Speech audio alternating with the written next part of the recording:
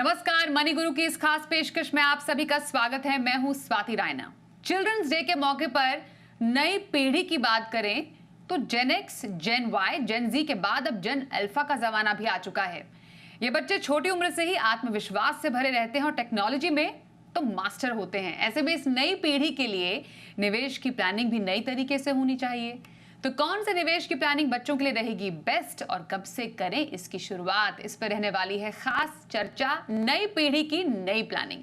हमारे साथ दो खास एक्सपर्ट्स हैं, उनका परिचय करा देते हैं। फिनसेफ की founder Mrin Agarwal, certified financial planner Poonam Rungta हमारे साथ है। मृण और पूनम, आप दोनों का बहुत स्वागत है मनी गुरु के आज के इस खास कार्यक्रम में। और समझना जरूरी है कि आजकल की इस नई पीढ़ी की प्लानिंग कैसी हो, क्योंकि टाइम बदल गया है, जरूरतें बदल गई हैं और साथ ही सोचने का तरीका भी बदल गया है। सबसे पहले समझना जरूरी है नई पीढ़ी है क्या। पूनम, जरा आपसे समझे हम। जैसा मैंने कहा कि हम पहले जेन एक्स की बात करते थे, फिर जेन वाई आए, जिसको हम मिलेनियल्स भी कहते हैं, या जेन जी, जहाँ पर मिलेनियल्स और जो कुछ बच्चे और कामकाजी लोगों के बीच का एक मिक्स होता है। अब तो जेन अल्फा आ गए हैं, मतलब हम सबके छोटे छोटे बच्चे जो कि बचपन से ही जानते हैं कि फ़ोन या फिर टैबलेट चलाते कैसे हैं। कैसे बदला है उनका पूरा लाइफस्टाइल, उनके सोचने का तरीका? Swati, thank you for having me. और मैं बहुत बहुत मृन, हाउ आर यू। मैं सभी को बधाई देती हूँ चिल्ड्रंस डे के। एंड आज हम जब चिल्ड्रंस डे पे मिले हैं और चिल्ड्रंस फाइनेंशियल प्लानिंग की बात कर रहे हैं, तो एक छोटी सी चीज़ मुझे थोड़ी बॉदर करती है स्वाति, कि एक तरफ हम चिल्ड्रंस डे मना रहे हैं और वहीं जो यंगर जनरेशन, स्पेशली जो जेन जी की आप बात कर रहे हैं, वो अब because of the financial stress of having children वो बच्चे पैदा ही नहीं करना चाहते। मतलब ये जो पूरी प्रोसेस है for of the children, birth to their education to having the responsibility of the child, उससे कहीं ना कहीं ये जनरेशन दूर भागना चाहती है, और वो सिर्फ और सिर्फ फाइनेंशियल रीजंस के कारण। तो बदलाव उनकी सोच में, जैसे आपने पहले मेंशन किया, टेक्नोलॉजी का बहुत बड़ा बदलाव आया है, फाइनेंसिस का बहुत बड़ा बदलाव आया है, बढ़ती कीमतों का बदलाव बहुत आया है, और जिस तरीके से बच्चों में हर चीज़ की अवेयरनेस बहुत बढ़ गई है उनको हैंडल करना is becoming more and more a task. तो इस वजह से जनरेशनल गैप्स, जैसे हर जनरेशन, जेन जी, जेन अल्फ़ा या मिलेनियल्स में सोच में बहुत ज़्यादा बदलाव आया है। इसलिए सभी को बहुत ज़रूरी है कि ये समझ लें कि एवरीथिंग कैन बी मैनेज्ड अगर उसको प्लान किया जाए। अगर हम फाइनेंशियल प्लानिंग से बहुत अच्छे से, बहुत शुरुआती टाइम से अपने लाइफ की प्लानिंग करें, तो ये डिफ़िकल्ट नहीं है, ये समझना बहुत ज़रूरी है। एब्सोल्युटली। तो आपने एक कुछ अलग एस्पेक्ट छेड़ दिया इस पूरे टॉपिक में। इम्पॉर्टेंट है भी, क्योंकि व्यू पॉइंट हर किसी का है। और आजकल के पेरेंट्स तो बच्चे तो कहते भी हैं कि डोंट प्रीच, पर यह भी है कि एक जनरेशन गैप भी बहुत बड़ा होता जा रहा है। जो पेरेंट्स या हमारे पेरेंट्स सोचते थे, वो हमारे बच्चे उसको अलग ढंग से सोचते हैं, क्योंकि टाइम बदल गया है, बहुत एडवांस हो गया है, टेक्नोलॉजी ड्रिवन टाइम हो गया है। मृन, तो ऐसे में जो नई पीढ़ी की नई प्लानिंग है, उसमें क्या खास होना चाहिए? जैसा कि पूनम ने शुरुआत में कहा कि फाइनेंशियल प्लानिंग का बहुत बड़ा रोल है किसी के ना सिर्फ फाइनेंशियली अवेयर होने में, पर मेंटली ऑल्सो अवेयर होने में, कि हाँ, मुझे आगे किन किन जिम्मेदारियों का पालन करना है। अगर मैं फाइनेंशियली फिट हूँ तो आगे मेरी लाइफ में जितने भी गोल्स आएंगे, मैं उसके लिए बिल्कुल फिट रहूंगी आने वाले टाइम में भी। तो जो बच्चों के लिए जो ऑप्शंस अवेलेबल हैं बहुत सारे, उसमें आपकी नज़र में सबसे बेस्ट ऑप्शन क्या है इस टाइम पर नई पीढ़ी की नई प्लानिंग करने के लिए? So, namaste Swati and hello Poonam and happy Children's Day to everybody. सबसे पहले हमें एक बात का ध्यान रखना है कि inflation on education is between 7 to 10%, right? तो आप कोई भी हायर एजुकेशन का कोर्स ले लीजिए, 7 से 10% का इसके ऊपर इन्फ्लेशन है। अच्छा, अगर हम स्कूल की फीस के बारे में बात करते हैं, तो हम सभी जानते हैं कि 10 से 15% हर साल ये स्कूल की फीस बढ़ती है। बट अगर हमें हायर एजुकेशन की प्लानिंग करनी है, तो सबसे पहले हमें ये ध्यान रखना है कि कि ऐसे इंस्ट्रूमेंट में करना है जिसमें ये 7 से 10% का इसके ऊपर का रिटर्न आए, ताकि हम इन्फ्लेशन को बीट कर सकें। अच्छा, आजकल बहुत ट्रेंड हो गया है कि बच्चों को स्कूल के बाद ही अंडर ग्रेजुएट कोर्सेज के लिए बाहर जाना है पढ़ने के लिए, और अगर आप मतलब अपने बच्चे को बाहर भेजना चाहते हैं या अगर बच्चा जाना चाहता है, तो करीब इसका एक्सपेंडिचर 3-4 साल का करीब 60 लाख से लेकर 2 करोड़ तक आ सकता है, डिपेंडिंग आप कहाँ भेजते हैं बच्चे को पढ़ाई के लिए। तो ये काफ़ी बड़ा अमाउंट होता है, तो सर्टेनली ये अमाउंट अब ऐसे ही तो नहीं बन जाएगा। तो इसके लिए सर्टेनली प्लानिंग करनी है एंड जो ऑप्शंस हैं, बहुत कम ऑप्शंस रहते हैं फिर इन्वेस्टमेंट के लिए, क्योंकि अगर हम फिक्स्ड इनकम ऑप्शंस की ओर देखें, जैसे फॉर एग्जांपल अगर हम सुकन्या समृद्धि देखें या हम फिक्स्ड डिपॉजिट देखें, या हम बहुत सारे जो चाइल्ड एजुकेशन प्लान्स हैं मार्केट में, जो इंश्योरेंस कंपनी से हैं, इन सब में रिटर्न बहुत ही कम है, क्योंकि इसमें कॉस्ट काफ़ी हाई है। और अगर हम फिक्स्ड डिपॉजिट देखें तो इसका रिटर्न कम है। सुकन्या समृद्धि में रिटर्न अच्छा है, बट प्रॉब्लम ये है कि it's not able to beat that 10% inflation. So ऐसी सिचुएशन में जो एक इंस्ट्रूमेंट जो ये इन्फ्लेशन को बीट कर सकता है और आपके पैसों को भी ग्रो कर सकता है लॉन्ग टर्म में, is certainly equity mutual fund. और मेरा यही सजेशन रहेगा कि जो भी अपने बच्चों के लिए इन्वेस्टमेंट्स करना चाह रहे हैं उनके हायर एजुकेशन के लिए, गिवन द फैक्ट कि आपका कॉर्पस जो आपको अक्यूमुलेट करना है वो बड़ा है, सेकेंडली इन्फ्लेशन एक 7 से 10% का आपको बीट करना है, एंड थर्डली आपके दूसरे गोल्स भी हैं, तो इतना आसान नहीं है कि हम बहुत बड़ा अमाउंट कमिट कर सकते हैं इस गोल के लिए। तो in this situation I will say equity mutual fund is the best bet. And अगर आपको बहुत मुश्किल लग रहा है कि कौन सा फंड चूज करें, flexi cap, mid cap, small cap, तो एक सिंपल निफ्टी 50 इंडेक्स फंड में आप निवेश कर सकते हैं ये चिल्ड्रंस हायर एजुकेशन गोल के लिए। ओके तो आपका मानना है कि इक्विटी में भी म्यूचुअल फंड्स जो हैं वो किसी भी स्थिति से निपटने के लिए, स्थिति कौन सी हो गई, इन्फ्लेशन, क्योंकि जैसा बहुत ही अच्छे से एक्सप्लेन किया मृण ने, क्योंकि आने वाले टाइम में आप खुद महसूस करते होंगे बच्चों की पढ़ाई एक बहुत बड़ा चैलेंज है जब महंगाई की बात आती है, और ना सिर्फ इन्फ्लेशन बल्कि एजुकेशन इन्फ्लेशन हर साल लगभग 10% से बढ़ता है। आप देखते होंगे आपके बच्चे की फीस हर साल 10% से बढ़ती है, तो आपको प्लानिंग भी तो उसी हिसाब से करनी होगी। तो म्यूचुअल फंड में बहुत सारे ऑप्शन है, और ऐसे ही कुछ चिल्ड्रन फंड भी है पूनम, जो कि स्पेसिफिकली इस गोल के लिए लाए हैं बहुत सारे एएमसीज। क्या खासियत है इन चिल्ड्रन फंड की? हाँ स्वाति, जैसे मृण ने बिल्कुल सही तरीके से समझाया कि कोई भी निवेश अगर आपको इन्फ्लेशन से बीट करते हुए रिटर्न्स ना दे तो फिर वो आपके फ्यूचर में आपके गोल को, इन्फ्लेशन को फैक्टर इन नहीं कर सकता और आपके गोल में डेंट पड़ेगा। तो हमें हमेशा हमारे गोल के साथ एक ऐसे इन्वेस्टमेंट को जोड़ना है जो हमारे इन्फ्लेशन को लॉन्ग टर्म में बीट कर सके। तो इक्विटी म्यूचुअल फंड, जैसे हम हमेशा ही बात करते हैं, आर द बेस्ट, जो डबल डिजिट रिटर्न देने की क्षमता रखते हैं, और हमने ओवर अ पीरियड ऑफ देखा है कि ऐसा सही में हो रहा है। It's not just a theoretical thing to say कि हमें इतना रिटर्न मिलेगा, एक्चुअल में मिल रहा है रिटर्न। तो बहुत सभी एएमसी में children's fund, specifically children fund हैं, एचडीएफसी के पास है, यूटीआई, एक्सिस, एसबीआई, सभी के पास बहुत अच्छे रिटर्न्स दिए हैं उन्होंने, वो वैसे म्यूचुअल फंड्स हैं।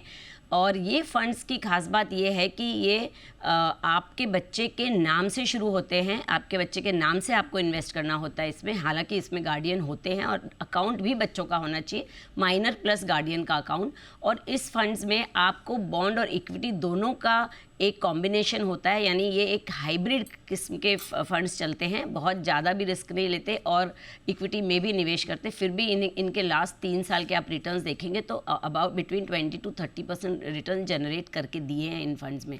मगर एक ड्रॉबैक है इन फंड्स में कि इसमें या तो 5 साल या तो बच्चा 18 साल का हो जाए, वॉट एवर कम्स अर्लियर, उससे पहले आप इसमें से आप निवेश से बाहर नहीं निकल सकते, यानी इसमें लॉक इन पीरियड है।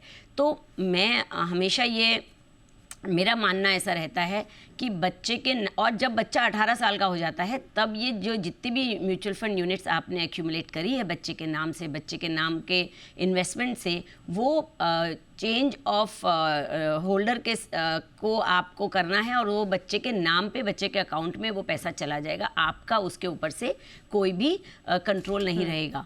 तो मुझे ऐसे लगता है कि बच्चों के जो भी गोल है, जिसके लिए आप जो भी बचत करना चाहते हैं, वो अल्टीमेटली आपने खर्च करना है, तो वो आपने अपना पैसे का पोर्टफोलियो या वैल्यूएशन इतनी बनानी है कि आप हर टाइम पे उस बच्चे का जो बच्चों भी का म्यूचुअल नीड्स पूरी कर सकें। तो आपको वो सोच समझ के डिसीजन लेना है कि आपको बच्चों के नाम के लिए या बच्चों के नीड्स के लिए चिल्ड्रंस फंड में निवेश करना है, या फिर आपको उनके गोल्स के लिए एक ऐसे ओपन एंडेड खुद के नाम से निवेश करना है जिसे आप खर्च करने वाले। राइट, बिल्कुल। तो बच्चों के लिए चिल्ड्रन ओरिएंटेड फंड भी है जिसकी खासियत बताई पूनम ने।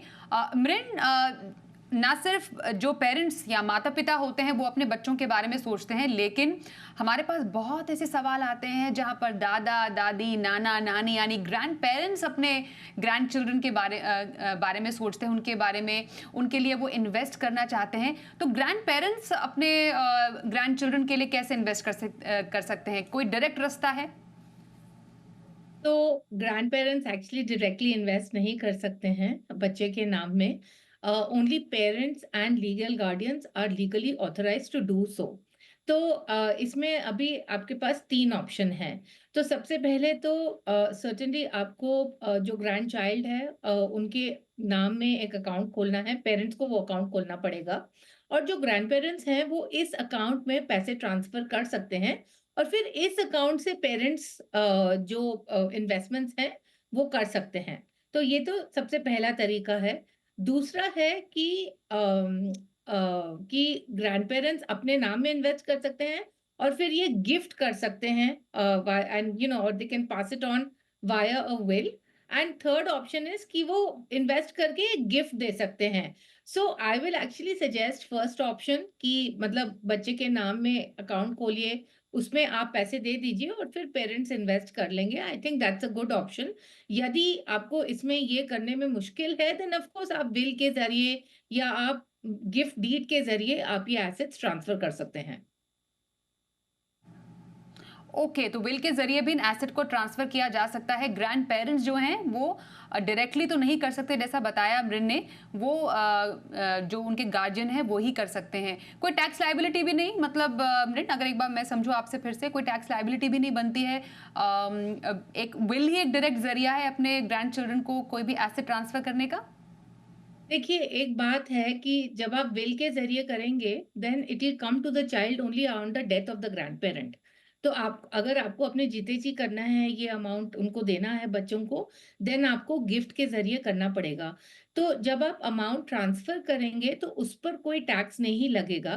बट जो इस अमाउंट के ऊपर अगर जैसे पेरेंट्स बच्चे के नाम में भी निवेश करते हैं, तो वो जो रिटर्न रहेगा, वो बिल्कुल टैक्सेबल रहेगा। एंड जो माइनर का इनकम होता है वो एक्चुअली पेरेंट्स के इनकम के साथ क्लब हो जाता है। With the higher earning parent के साथ क्लब होकर वो वहां टैक्स हो जाता है। तो and of course once the minor becomes a major, तो एक बार जब बच्चा 18 साल का हो जाता है तो जो टैक्सेशन है वो बच्चे के ऊपर आएगा। बट टिल द 18 इयर्स जो भी इनकम जनरेट होगी इस अमाउंट से वो पेरेंट्स के साथ क्लब होकर पेरेंट्स के टैक्स स्लैब के हिसाब से टैक्स लगेगा। ओके, तो ये हमने समझा कि ग्रैंड पेरेंट्स अपने ग्रैंड चिल्ड्रन के लिए कैसे फाइनेंशियल गिफ्ट दे सकते हैं। एक ब्रेक के लिए भी रुकते हैं, ब्रेक के बाद बिल्कुल ताज़ा इंट्रोड्यूस हुई एनपीएस वात्सल्य स्कीम बच्चों के भविष्य के लिए कितनी है सही, इस पर भी चर्चा रहेगी छोटे से ब्रेक के बाद। बने रहिए हमारे साथ।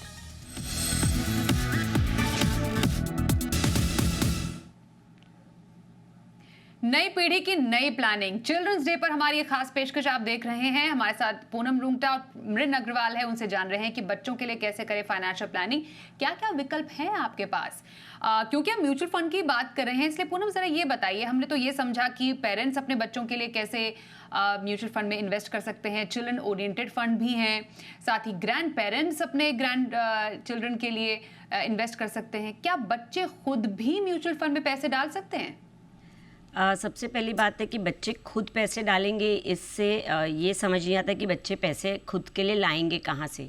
या तो कोई बच्चे जो इस तरीके के काम करते हैं, जैसे फिल्म में एक्टिंग करते हैं या मॉडलिंग करते हैं, और जहाँ से उन्हें पैसे की इनकम आती है, तब वो पैसा उनके खुद से खुद का कहा जाएगा और फिर वो खुद निवेश करेंगे अपने अकाउंट से। बट इन ऑल प्रोबेबिलिटीज़, जैसे मृन ने बताया, हर बच्चा जब तक 18 साल का नहीं हो जाता, उसका जो भी इनकम है और जो भी उसका टैक्स आता है वो उनके पेरेंट्स के साथ क्लब होता है। तो ये सब बारीकियाँ समझना चाहिए और उसके बाद बच्चों में इतनी समझ पैदा करनी चाहिए कि निवेश होता क्या है और किस लिए, किस तरीके से बजटिंग करके, सेविंग करके निवेश करना और उसके क्या फ़ायदे हैं। तो मुझे लगता है कि हर पेरेंट्स को बच्चों में ये एक फाइनेंशियल अंडरस्टैंडिंग डेवलप करनी चाहिए, जहाँ से वो खुद निवेश करने की समझ रख सकें और कैसे पैसे से पैसा बनता है वो समझ सकें। तो बच्चे बिल्कुल निवेश कर सकते हैं, मगर with the help of their guardians और देयर पेरेंट्स। बिल्कुल, तो अपने गार्डियन और अपने पेरेंट्स की मदद के साथ ही बच्चे म्यूचुअल फंड में इन्वेस्ट कर सकते हैं, ये हमने समझा पूनम से। अब बहुत ही जो talk of the town scheme है उस पर चर्चा करते हैं, वो एनपीएस वात्सल्य है। एनपीएस तो वैसे भी काफ़ी ज़्यादा चर्चा में रहता ही है, पर वात्सल्य मतलब बच्चों के लिए ये स्कीम लॉन्च कर दी सरकार ने, उसके बाद से ही काफ़ी ज़्यादा सुर्खियां बटोर रही हैं। मृन, क्या खासियत है एनपीएस वात्सल्य की? क्योंकि हाल फिलहाल में आई, ये भी ज़्यादा टाइम तो हुआ भी नहीं है।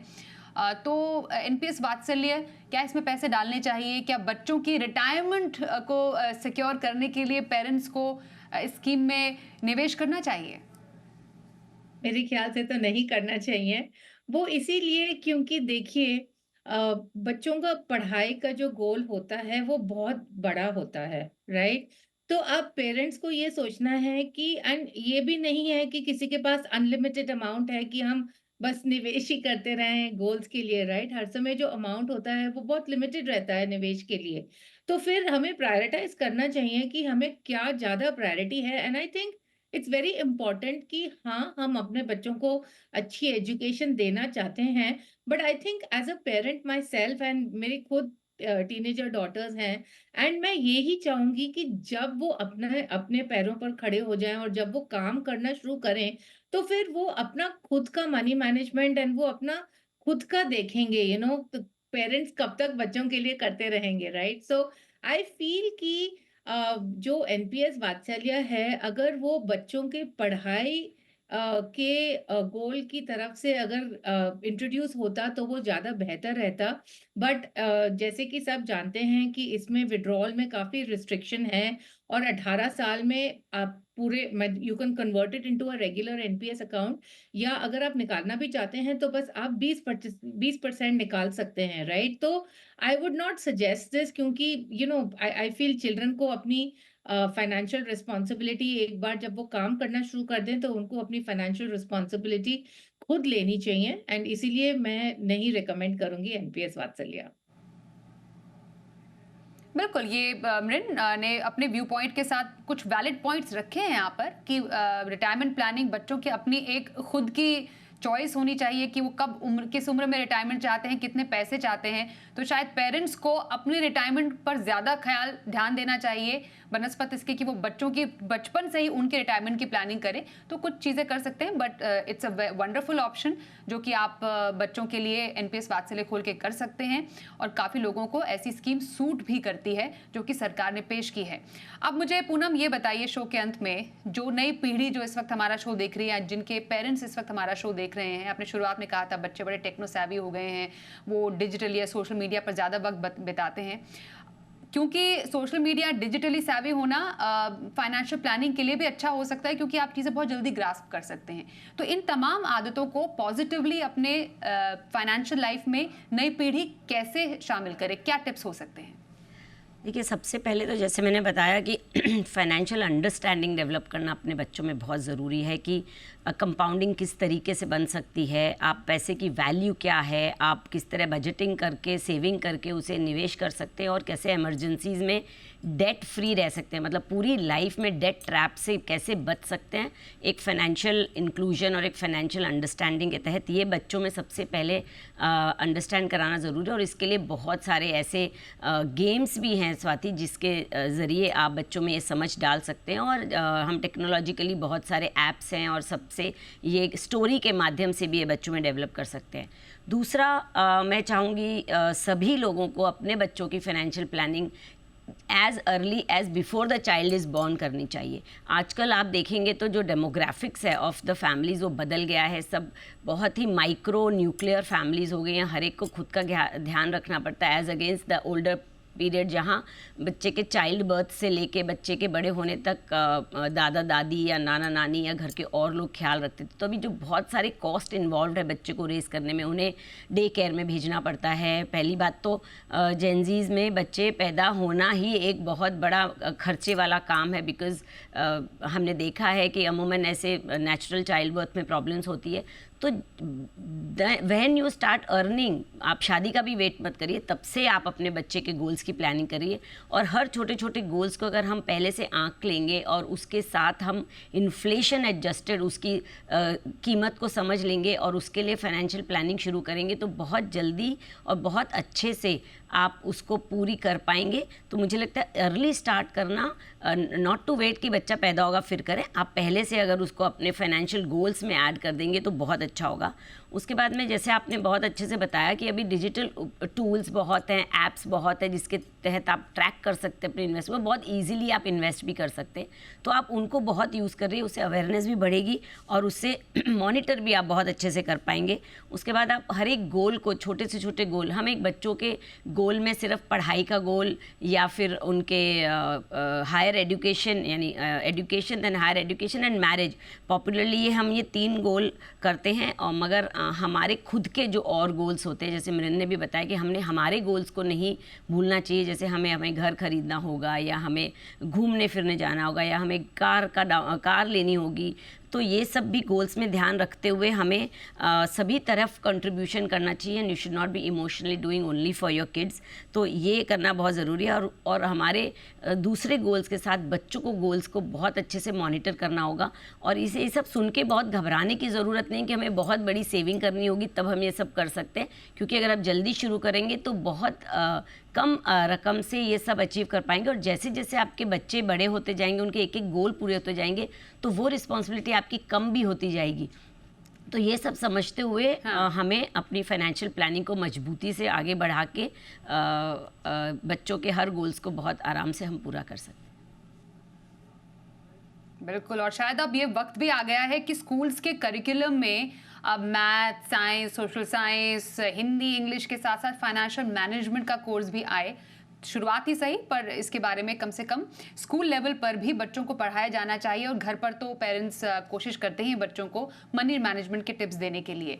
और हमारे साथ ये टिप्स को शेयर करने के लिए मृन और पूनम, आप दोनों का बहुत धन्यवाद हम करते हैं आज के इस खास एपिसोड में हमारे साथ शामिल होने के लिए। मनी गुरु में बस इतना ही, रुकते हैं ब्रेक के लिए, देखते रहिए जी बिजनेस।